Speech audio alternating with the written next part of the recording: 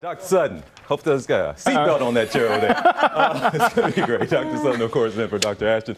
This week, we are following all the major developments. A big number today we're keeping our eye on. A little troubling here, Dr. Sutton, but we've been seeing these steady declines in U.S. COVID-19 hospitalizations. They appear to be slowing.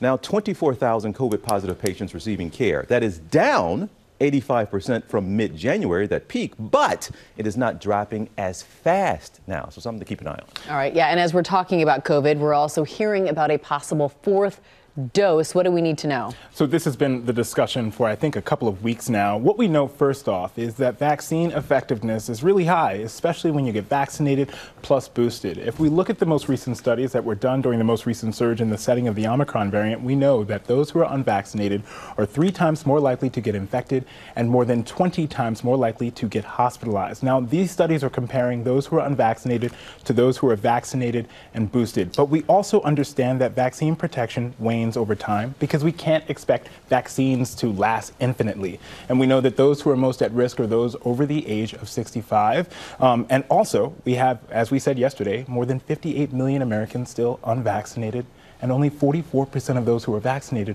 are boosted. So that is what brings us to our question today. Recently, Pfizer has announced the discussion of possibly requesting a fourth dose official recommendation from the FDA and the CDC, and they're releasing preliminary data from Israel. Again, it's preliminary, not yet peer-reviewed, but in Israel, they gave a fourth dose to high-risk patients, those over the age of 60, and they compared the effectiveness, and they found that those who got the fourth dose had a decreased risk of infection by 2 times and a decreased risk of hospitalization by 4 times.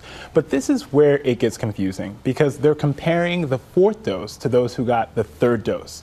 So if you can imagine, you're already looking at a patient population that's relatively low risk because they're all vaccinated. So the question is, how much more benefit is there? Is it nominal? And do we need it for the whole population? So that is yet to be determined. Okay. This is coming. We're going to end up with a fourth dose. You know, I think that we might start targeting fourth doses to those who are high risk. The very same way that we use, for example, hepatitis B.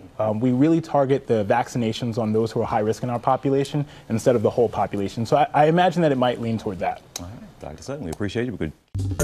Well, hey there, GMA fans. Robin Roberts here. Thanks for checking out our YouTube channel. Lots of great stuff here. So go on, click the subscribe button right over here to get more of awesome videos and content from GMA every day, anytime. We thank you for watching, and we'll see you in the morning on GMA.